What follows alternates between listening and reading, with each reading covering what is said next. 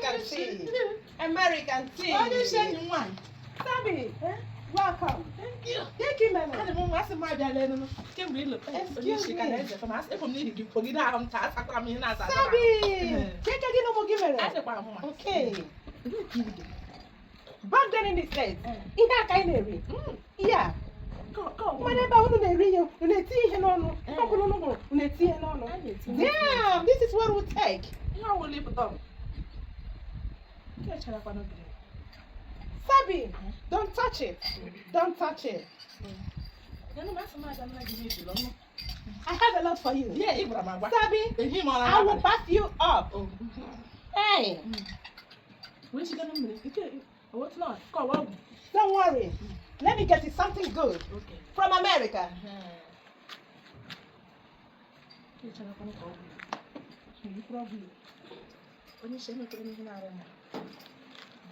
You see this?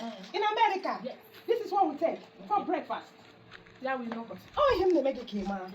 I said, "Na here, get on here. Only the ziggy, your body, your body."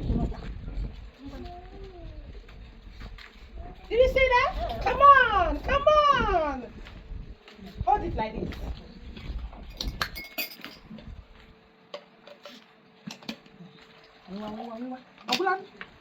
You don't take many of it. Why? Look at my own. The color has changed. Now dip your own. Dip it in the water. Dip it. Do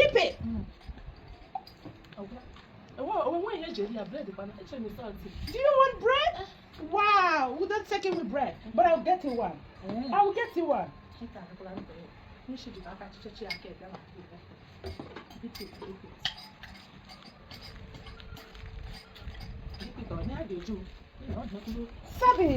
Sabi, this is your bread. No. This Scotch salt is too much. Okay. I need this.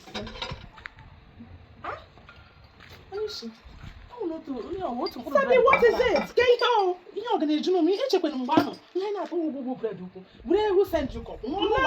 Sabi, you need to keep fit.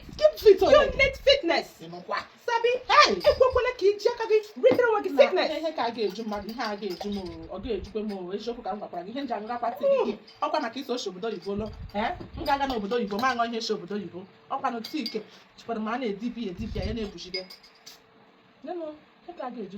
Sabi, are you a bush woman? Look at the way you're eating bread.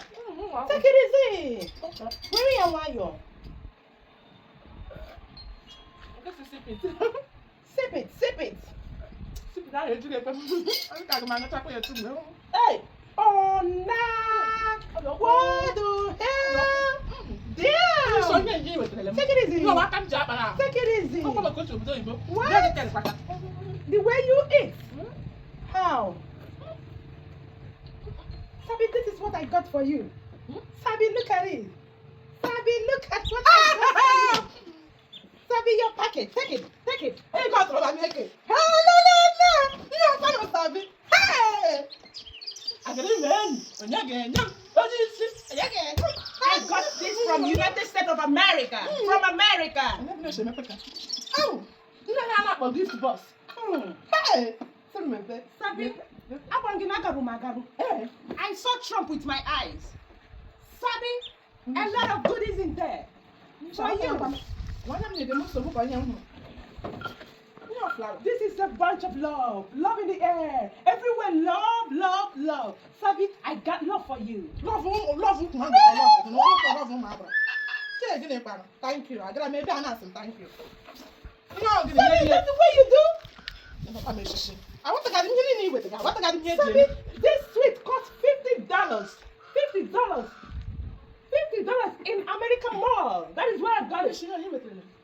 It's America. Sabina, is it appreciative? You are not. You aren't. You aren't. You can't get the way you're behaving. You might have been one issue. Oh, one in the most sweet. We have a problem. Bullshit. That's a big bullshit. Now you to put sweet in a flower. Flower cake. Not sweet in a flower. Get you here.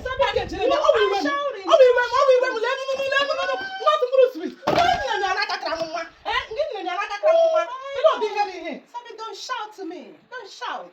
never got you. Were you shouting? Can you hear me just shout to them like that? Can you hear me? America came like a new shinny. Never them say, Lewana, like it. And then the most sweet in a cocker, eh? When you make them down command on that. But you're licking it. You're licking it. I don't know, but you made them shiver, eh? What's happening? What?